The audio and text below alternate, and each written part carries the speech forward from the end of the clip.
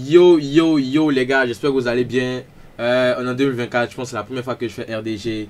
Pourquoi? Parce que je suis en train de restructurer la chose, de reprendre un nouveau local, etc. Bref, il y a des ouais en bas qui font que j'ai pas voulu lancer RDG. Mais on m'a dit ouais, c'est comment, il y a Kadja qui a sorti un nouveau son, c'est comment t'as pas envie de le prendre en intérieur de ça. Je me suis dit bon bro, c'est pas grave, tu vois. Même si t'as pas encore ton local, même si t'es pas encore carré dans tes ouais, c'est Kadja quand même, tu vois. Si Kadja t'appelle, tu décroches, tu dis ouais, c'est comment on fait ça, quand, quelle heure, etc. Et puis tu viens. Donc je suis venu les gars. Aujourd'hui, on est chez Shadow si je me trompe pas. Yeah. Je suis avec Kadja 302. Gros bord. Moi c'est Faisal, je viens à la faute. Voilà. Ça m'allait sur God, c'est que God le gros. Ok. C'est comment le Big Set. C'est comment KDJ. Ah mon échec. Je suis fort. Ok, y'a pas de. Kadja, comment tu vas? Ça va très bien mon gars. Ça va. Okay. On se défend. Ok. Tu as sorti, il n'y a pas quelqu'un ici. J'ai envie de te poser la question bateau que tous les journalistes auraient posé. Quel est le message?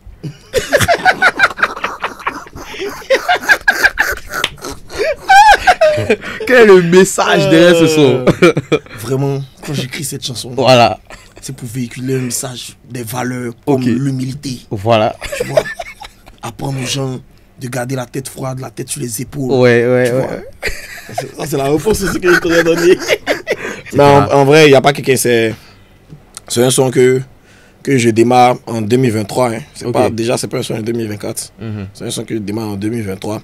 Quand j'écoute la chanson de Tim Pea, où Zaba dit, il n'y a pas quelqu'un ici. De Dieu, cette dame-ci, il n'y a pas quelqu'un ici. C'est là que moi j'ai. Ah ouais? Ouais. C'est juste là. On était dans la voiture, on partait jouer foot. Et puis il a entendu ça, il dit reviens, pourquoi écouter ce son? Il voit son challenge, il remet, puis il entend encore. Non, il me dit, ah mais ça là, ça c'est refrain. Ouais. Ça c'est le son même. Ouais. Et puis il me dit, mais pourquoi ils ont laissé ça camper? Lui, j'ai fait ses proverbes, et puis ça va. Je me suis dit, ok, si c'est un bon proverbe, ça me touche. Mon gars qui était dans la voiture, Hans, il m'a dit, en tout cas, le proverbe est né. Donc il a dit, ah, il a fait ça au studio. Je suis venu chez Shadow ici. Dieu merci, on est dans le local. Ok. Et je suis venu ici, il faisait un autre son, et puis il est senti inspiré. Tu vois, donc c'était la partie où je devais enregistrer, mais c'est pas lui qui fait mes enregistrements, je le fais moi-même ou bien Faroche. Tu vois, donc il voulait sortir. Et je lui ai dit non, reste. On fait ce fichier là, on fait une autre prod. On fait une prod vieille comme à l'époque, avec beaucoup de rage dedans. Et puis on a fait ça en moins de 30 minutes. Hein. C'est l'instru, ça tourne en boucle. C'est une seule boucle. Qui et puis c'est fini. Et puis... Ok, en tout cas, gros banger que tu as sorti. Bon, j'ai envie de dire comme à ton habitude. Et tu as parlé de comme avant. Moi, ça me tend en même temps la perche. On va retourner à l'époque 302. Directement, sans transition au cul, les gars. À l'époque 302, déjà, parce que le rap a évolué, le rap il va rien évoluer. Tu sais, il y a des gens qui t'écoutent qui ne savaient même pas que 302 existait. Tu vois. Donc, un petit rappel pour ceux-là, c'est quoi 302? 302, c'est mon deuxième groupe, on n'est pas dit mon premier groupe. C'est-à-dire, on avait un Boeing, on était à la Riviera Siads, avec 4 ghettos. On a fait un petit groupe. Au début, on était 5, on rappait beaucoup ensemble. Et puis après, le groupe même, c'est un groupe, c'est Didi. C'est Didi qui nous associe. C'est-à-dire, nous connaissait un individuellement, comme il a fait avec All Black. Il aimait bien ça, lui, tu vois. Il nous dit, ah, faites un Boeing. Il avait son gars, MacBoy. On a fait un Boeing, il était 5. Tu vois. Et dans les 5, là, il y a 2 qui sont partis. Tu vois, ils voulaient se jouer tous les morts professionnels. Ils ont bougé. Parce que, tu vois, puis non, on est resté 3. Donc, il dit 300 les 2 autres. Ah ouais, c'est ça l'histoire en fait. C'est ça l'histoire. Parce que 302, moi, je savais que j'en avais 3. C'est 3. Sans les 2. À la base, j'écrivais ça 3. S-A-N-S. Et puis 2. Et puis après, il a préféré mettre le chiffre 302. Mais c'est resté sur moi en fait. Il a trouvé ça tellement beau. L'histoire est tellement belle que J'ai gardé KDJ 302, KDJ 302. Et puis après, c'est quand même, c'est vrai qu'ils sont partis, mais avec ce nom, on a l'impression qu'ils sont toujours là en fait. Parce ouais, tu vois, non. Ça immortalise. C'est vraiment, voilà. En fait. C'est quand même 5 personnes. Et voilà, ça immortalise les 5, pas que les 3. Parce qu'après, il fait le groupe, et les 3 autres, et les 2 autres seulement, on est 3. Mais dans le nom, il y a les 2 autres, tu vois. Donc ça fait que c'est vraiment ce qui m'a amené dans le rap. Les premiers projets dans ce studio-là, encore une fois. Tout ce qu'on a fait, c'était ici. Ah ouais, les premiers projets dont tu me parles, c'est ici. C'est ici. Seigneur. Moi, j'ai toujours travaillé avec Shadow. Seigneur. C'est arrivé en 2013 que moi, je découvre Mac Nasty.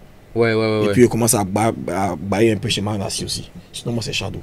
Quand les gens voulaient partir chez Ismo, ils actuellement, c'est qui Mac Nasty? C'est Stellar. Voilà, les gars. Parce que moi, je sais de qui il parle, tu vois. Moi, je sais de qui il parle. Mais pour ceux qui ne savent pas, pour ceux qui ont 17 ans, etc., Mac Nasty égale Stellar. Yeah, il découvre Stellar en 2013 là-bas. Et puis, il pose un peu chez lui. Il ne partait pas chez les Kama, chez Ismo. Il a déjà fait des sons chez Ismo. Je l'aimais bien parce qu'il était très simple. Ouais. Mais je n'aimais pas aller chez les autres. Il voulait charger moi mon coin, tu vois. Ouais.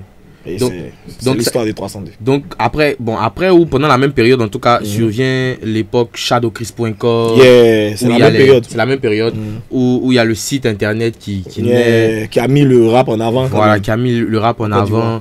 À cette époque-là, comment est-ce que vous vivez ça? Ah, c'est nouveau pour nous. Hein. C'est à la base.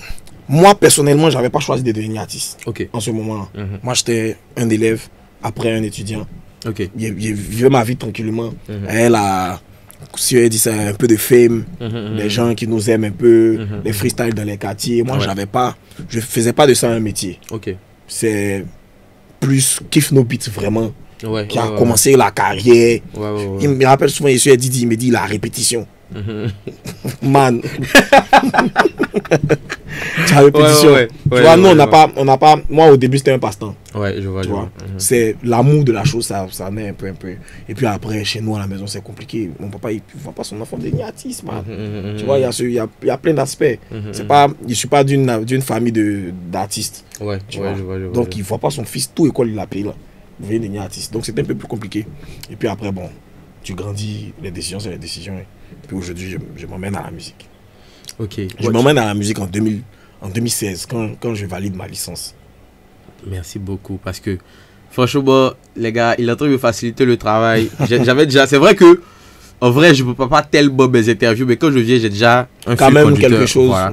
Et là, le fil conducteur que j'avais, c'était de parler de Shadow Chris et revenir vers ton retour à la musique, parce que nous on te découvre vers les 2013, 2014, etc. là, mais il y a un moment où on te voit plus, voilà, on te voit plus, et à un moment tu reviens avec 2-3 sons dans une période assez courte, etc. Et je me rappelle dans le projet Le Roi Fou, tu parles, je sais plus c'est quoi le titre, je vais retrouver le titre et je vais vous mettre ça dans la vidéo, mais tu dis j'ai laissé mes diplômes au FUPA, faut que... C'est là on peut pas reculer. Voilà, on peut pas reculer. Moi ça me marque cette phrase là, genre parce que c'est là que je me dis ah mais peut-être que il est parti parce que peut-être sa famille ne voulait pas qu'il chante. C'est exactement ça. Voilà, parce que peut-être on voulait que tu sois le bon docteur, bien le bon. Voilà, si tu m'écoutes, moi je raconte quand même ce que je vis. Ouais, totalement. Tu sais que je suis un mort du pince. Ouais. Je suis un mort des spaghettis. Ouais. J'ai des trucs. Donc si tu m'écoutes, tu sais, je suis parti à l'école. J'ai laissé la musique. Les darons ne voulaient pas. On était obligé. Au début, tu ne peux pas lutter tes darons. Ouais, totalement. Il faut que tu grandisses un peu plus. Et puis après, ça revient. Même quand tu es en devoir, souvent, tu as fini tu es bloqué sur un exercice, tu écris quelque chose. Tu vois, donc ça te hante. Et puis en plus, en ce moment-là, c'est l'évolution du rap. Tu vois les autres à la télévision, film, tout ça. Tu te dis, mais moi-même, il y a ma place dans ça là. C'est ce qu'ils m'ont mieux fait qui est là. Et puis, un peu, avec la licence, c'est quand même quelque chose avec lequel tu peux aller discuter. Quelque chose avec laquelle tu peux aller discuter avec les darons. On discute, ils disent bon vas-y jusqu'au master, mais au moins tu peux chanter un peu maintenant. Donc moi-même je me libère. Quand il va en master, il leur demande. Puis il y a le poids de école chère. Il leur dit non, envoie-moi à l'université de Cocody. Il quitte FUPA.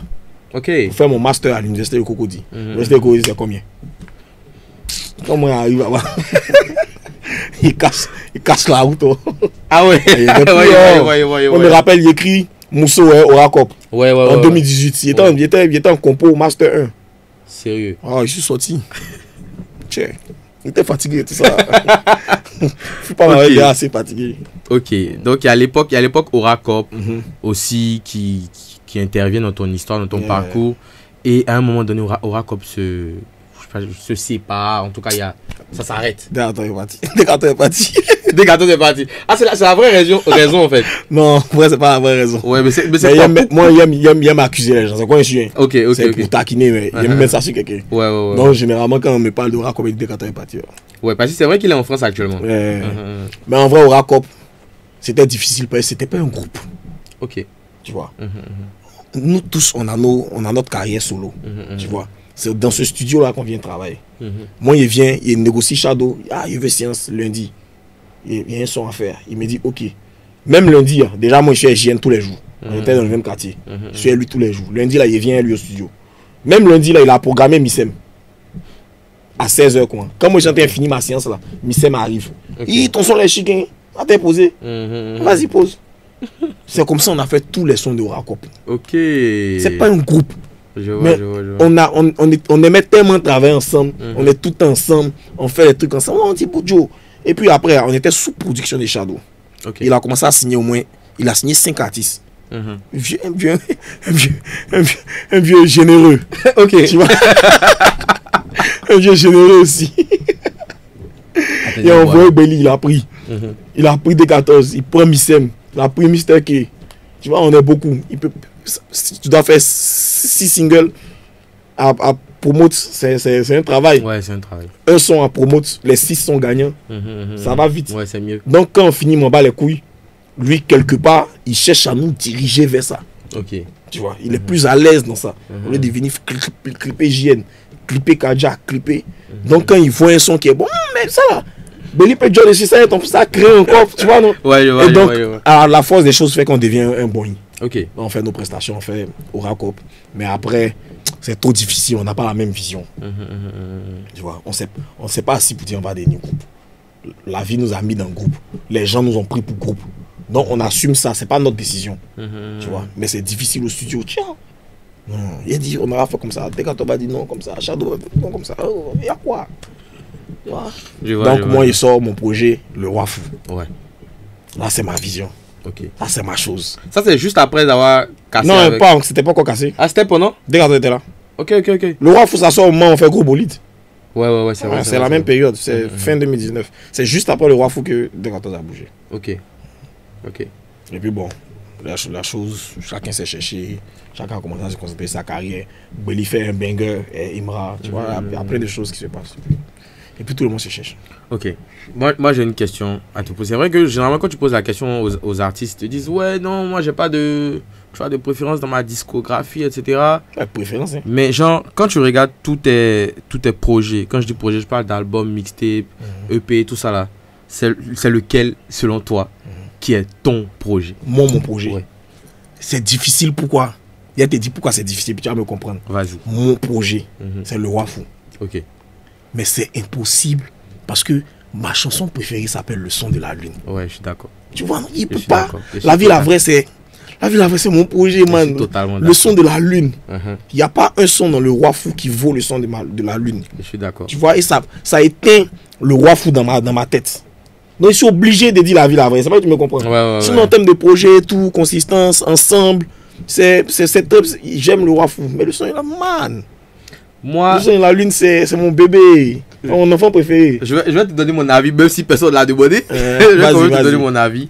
Genre, moi, en tout cas, quand j'ai vu ton retour 2016, 2017, tout ça, j'ai dit, ouais, c'est pas mal, tu vois, mais est-ce que genre, ça sera le Kaja que nous on a connu, tu vois? Ouais, genre, le Kaja, tu vois, voilà, genre, ce Kaja, est-ce que ça sera ça? Mais le moment où je dis, ok, genre, Yafoy, Kaja, fais ce que tu veux, on a compris. C'est toi le boss. C'est à partir de Le Roi Fou. Ouais, Le Roi Fou. Tu vois, l'intro de Le Roi Fou, les gars, pour ceux qui n'ont pas écouté, allez écouter l'intro. Ça dit, c'est. Le Roi Fou, c'est quelque chose. Je sais pas c'est combien de minutes, mais c'est que de la découpe du début à la fin. À la fin, ouais. Tu vois, et même tout le projet, c'est vrai qu'il y a des sons qui sont pensés un peu plus ouverts, etc. Mais même dans cette DA là, j'étais pas ouvert. C'était quand même du kickage. J'étais pas ouvert du tout. Voilà. C'était quand même du kickage, c'était quand même. Tu es aussi venu vous montrer que je suis plus fort que vous tous. Je me rappelle que on peut pas reculer même quand je pose et on voit ça à ma chérie. Et tu aimes tout rapper, il faut rapper doucement dans cette chanson. Il dit il faut rapper que tu veux. Il faut rapper doucement, il m'a dit ça clairement, il faut rapper doucement dans cette chanson. Tellement, il était pas ouvert, il n'avait pas oreille. Tu étais venu pour... Il rappait. En fait, ça, c'est quelque chose que je fais naturellement. Quand tu envoies une prod, c'est au rap que je pense. Après, il y a des réflexions qui viennent s'ajouter, mais là, c'était un peu plus dans la fougue du projet, en fait. Justement. Moi, c'est exactement comme ça que j'ai perçu la chose. Et puis, je pense que les meilleurs projets sont les projets qui ont une identité. C'est ça qui fait le roi fou. Tu vois, et c'est ce qui ne fait pas La Vie la Vraie. La Vie la Vraie, c'est comme l'apogée de Section d'Assaut. Moi, c'est pas un album qui est très kiffé, mais c'est l'album. Mais quand tu prends l'école des points vitaux, là tu sais du rap. Tu as vu, non, voilà, ça a une âme. C'est ça. Moi, je pense que c'est ça qui fait la différence entre les deux albums. Je suis totalement d'accord. C'est, pour faire un peu de parallèle, c'est un peu comme le projet de Imra qui est sorti récemment là. Une fois. Et puis, pas une fois. IDK2. Moi, c'est plus IDK2 que je vais prendre. Moi aussi. Pour moi, l'apogée de Imra, c'est IDK2. IDK2. C'est ce que je pense. IDK2, il n'y a pas de causerie. Je pense que IDK2, c'est le mariage parfait entre ce qu'il veut faire et ce qu'on veut entendre. IDK2, c'est... Moi, c'est IDK2 en tout cas. Moi, je suis d'accord. Moi, j'aime IDK2. IDK2. Et dans cette même logique-là, La Vie la Vraie serait ton album que les autres aimeraient écouter. Voilà, c'est un peu plus ouvert. C'est l'album que ma maman écoute. Tu vois, non, il y a ces chansons, toutes les chansons préférées de maman sont dans La Vie la Vraie. Ma daronne, quand elle me dit, mais ta chanson là, pourquoi tu n'as pas fait le clip? C'est La Vie la Vraie. Ok.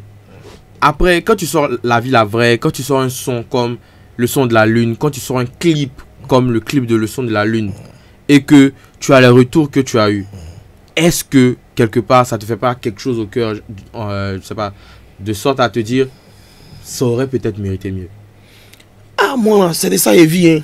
Cette histoire de les retours, tu aurais pu avoir mieux sous-côté, tout ça, c'est je sais pas comment il te dit ça.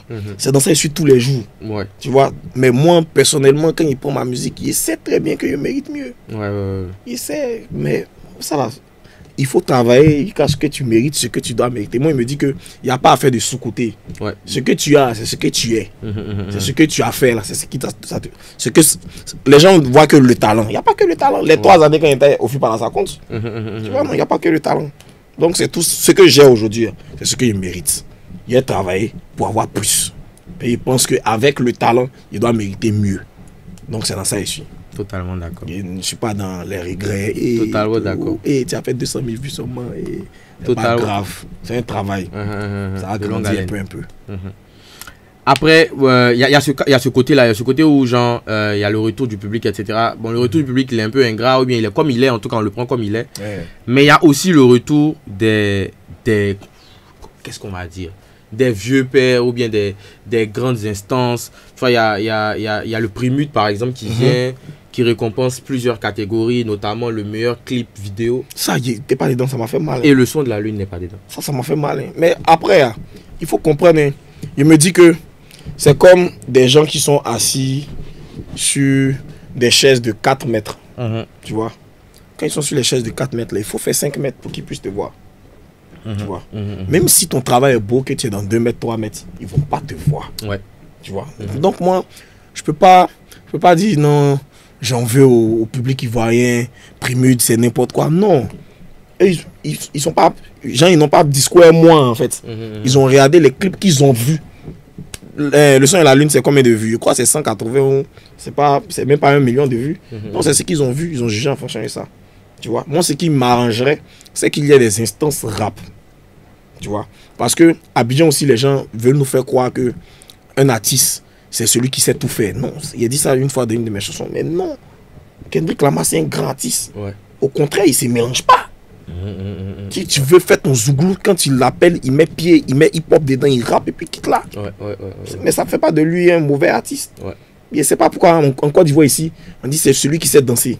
C'est celui qui sait faire danser. C'est celui qui sait faire médiocrité. C'est celui qui sait faire ce qui est chic. C'est lui, on dit il est artiste. Ça, c'est faux. Je ne sais pas qui t'a dit que c'est vrai, mais c'est faux. Pour toi, c'est quoi l'état du rap ivoire actuellement? Est-ce que pour toi, le rap ivoire va bien? Ou est-ce que...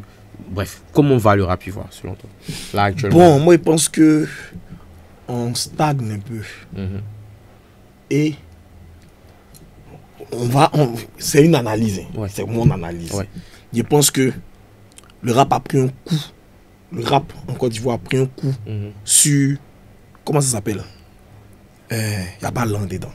Ouais. Moi, je pense que le son, il n'y a pas l'an dedans de Didi. Ouais. Ça a été le cancer du rap ivoirien. Ok. C'est pas forcément voulu. Hein. Il ne dit pas qu'il a voulu créer ça pour faire ça, mais aujourd'hui, c'est comme si on dit tu as montré ton village et ta main gauche. Ta main gauche, ouais. Aujourd'hui, dès que tu es rappé, même ton oncle est dedans là-bas, il n'y a pas l'an dedans. Ouais, mais c'est vrai. Ouais. Et moi, tu sais pourquoi? Je me dis souvent, c'est peut-être volontaire. Okay. Tu vois? Parce que Didi rappe. Didi il a comme le passeport de celui qui doit rapper. Ouais. Depuis cette chanson. Ouais. Si toi tu rappes, lui, quelqu'un finit de rapper là, il chicote un Shogun, balai chaîne comme ça. Balai chaîne quoi, vous venez nous montrer. Ou bien, donc c'est comme si lui, il a le passeport, lui, il peut rapper. Et les autres ne peuvent pas rapper. Je pense que ça a tué un peu le rap. Ok. Donc, dès le départ, le rap que tu dois faire pour que les gens t'aiment, et puis après, peut-être chercher à t'ouvrir, dès le départ, quand tu veux faire, on te dit non. Tu vois? Et pourquoi? Je pense que c'est peut-être une technique qu'il a eu à appliquer. Hein. Moi, il ne sait pas. Ouais. Mais moi, j'ai vécu la même chose quand tu es dans Pain Sorti. Ok. Tu vois? Quand tu es dans Pain Sorti, c'est la partie où on doit aller à l'école, tout. Ouais. Mais laisse tomber, frère. Si tu veux rapper, tu rappes fort, tu n'as rien. Vite. Ouais. Tu vois, et donc, je sais pas, c'est peut-être une technique. Ouais. Ça tue l'adversité. En vrai, en même temps qu'il. C'est un œil que moi-même, quand il a fait, il n'y a pas l'an dedans. Moi, c'est un son que j'aime. À cause des moi, j'aime des techniques. Ouais. Quand il a fait, il n'y a pas l'an dedans, moi, j'aimais. Et puis, c'est peut-être un an après, et puis, que je me suis rendu compte de ce que ça a créé, en fait. Ouais. Tu vois, non? Les gens se plaignaient au début, non, il est venu clasher, tout. Il dit, au début, il disait, c'est le game, man. Mais c'est le game, tu n'as pas en vouloir un rappeur de dire ce qu'il veut. C'est le game. Il n'a pas dit non de quelqu'un, mais ça tuait un peu le rap en Côte d'Ivoire. Ok. Je vois. Sinon, à part ça, là, aujourd'hui, on met le Maïmouna dans le rap. C'est pas ma faute. Mais à part ça, il n'y a plus d'autres rap. Il n'y a plus les trap. Ouais. Il n'y a plus les gros bolides. Et moi, c'est ça même. C'est cette analyse-là. Il discutait avec qui, je ne sais plus. Et puis il dit, il faut quand même qu'on fasse du rap. Hein? Ouais. Tu vois? Ok, mais c'est ce qu'on aime après. Et ça me vient à l'esprit après IDK2. Ouais. Tu vois, non? Ouais. C'est Imra qui a soulevé, qui dit, c'est foutaise. On va rapper dans ce pays. Mon fils, tiens, chef. Tu es champion. Ouais. Tu vois, non? Ouais. Donc, quand même, après IDK2, il me dit, oh, rappons, c'est quoi? Ouais. Donc, tu as touché un bon thème. Tu as parlé de l'époque Twap, tu as parlé de l'époque. L'époque Twap aussi, là. Il y a quelque chose qu'il faut dire. Ouais. Il m'a fait parler avec tout le monde. À quoi ça a pris tout ça? C'est justement vers ça que je vais partir. C'est justement vers ça que je vais partir. Il fait trop parler. 2020, après la mort d'Arafat, il y a la période. Repose un peu le GOAT. Il y a la période où le rap ivoire, franchement, tu as l'impression que ils ont libéré les chaînes. Tout le monde est énervé, ça sort les remixes partout, etc. Et puis après, il n'y a plus rien. Il n'y a vraiment plus rien. Et c'est récemment, quand tu sors, il n'y a pas quelqu'un. J'ai fait un tweet même sur ça, où j'ai dit, ça, c'est le temps en 2020. Il y avait déjà un remix. Il y avait déjà un remix de remix qui sortait. Mais pour faire un remix, même quand tu as appelé un, tu as appelé l'autre, les deux ne s'entendent pas. Ok. Ça fait qu'on est obligé de faire les sons entre nous.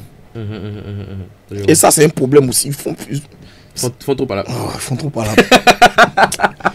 palabre. Ils font trop palabre. Ouais, je vois. Non, il y a beaucoup qui sont... Mais après, c'est chacun ses principes, tu vois. Je suis pas en train de juger les autres. Ouais, tranquillement. Et puis, on a grandi. Après, quand on a fait... Le problème aussi, il y a un deuxième problème, c'est ce que Didi a pointé du doigt là. Il n'y a pas l'un dedans. Ouais. C'est un réel problème. Ouais. Tu vois, souvent les gens pensent que ta notoriété, c'est ton argent. Non. Tu vois, et à un certain moment, quand tu veux commencer à faire des clips de qualité, quand tu n'as pas les moyens de faire des clips de qualité, tu commences à réduire ta productivité. Tu vois, pour mettre beaucoup d'argent dans un son, et puis tu dors. Si tout l'an que tu as mis n'est pas encore rentré, tu dors dessus. Ouais, je vois.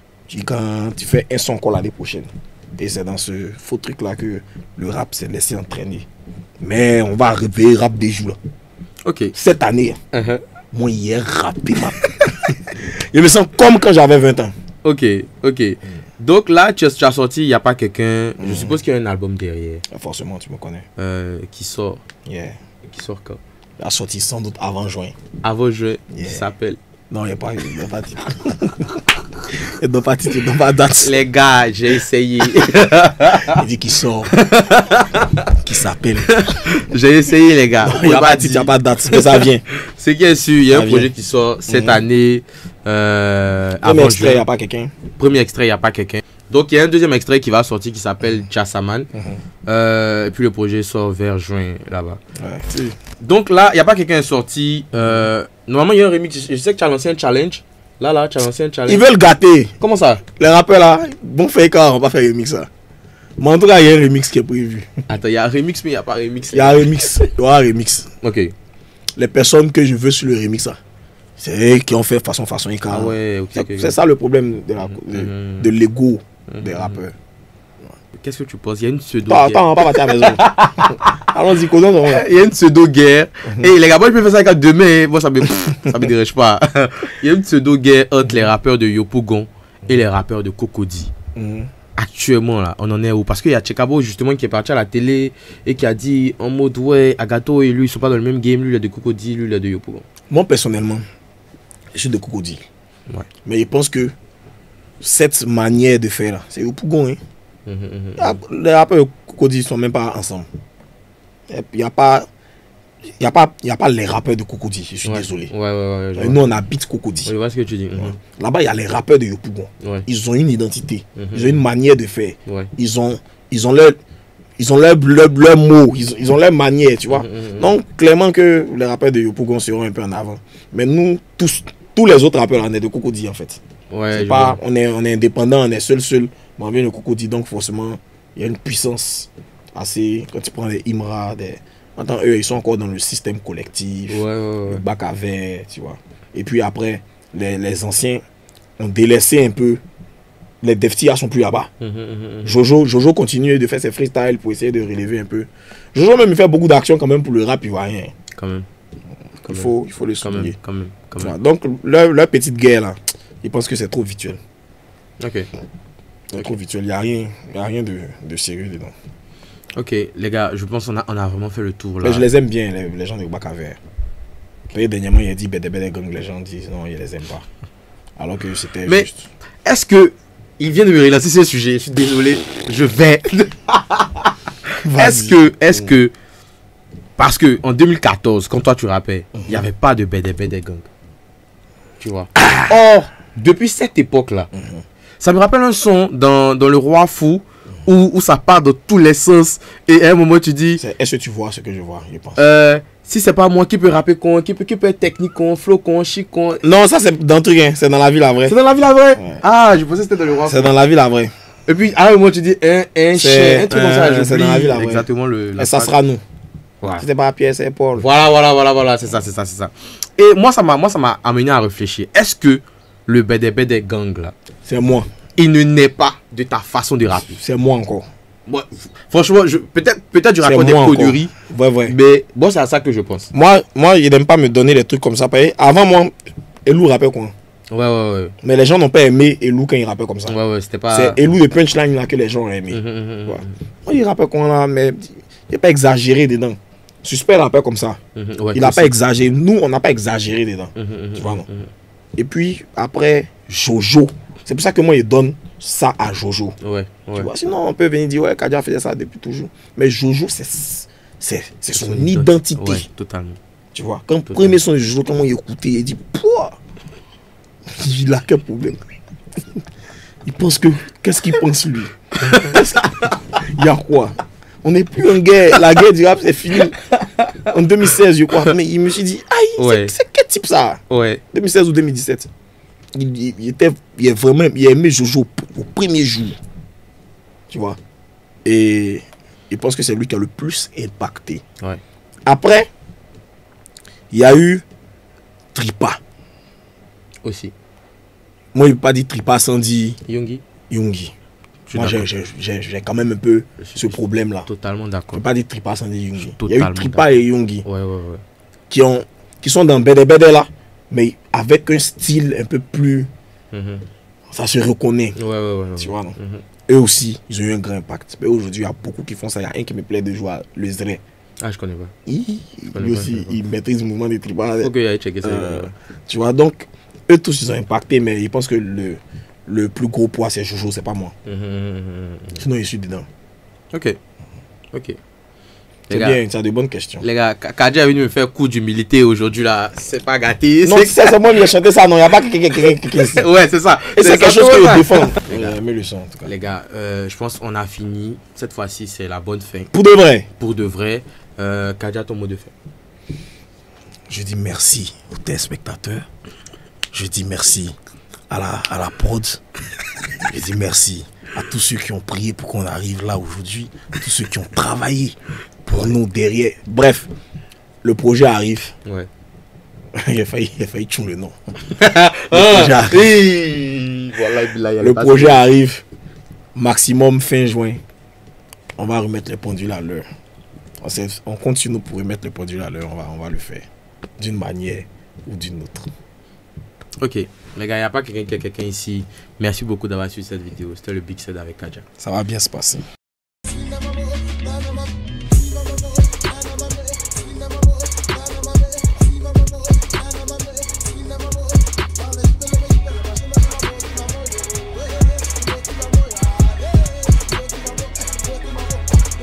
Hip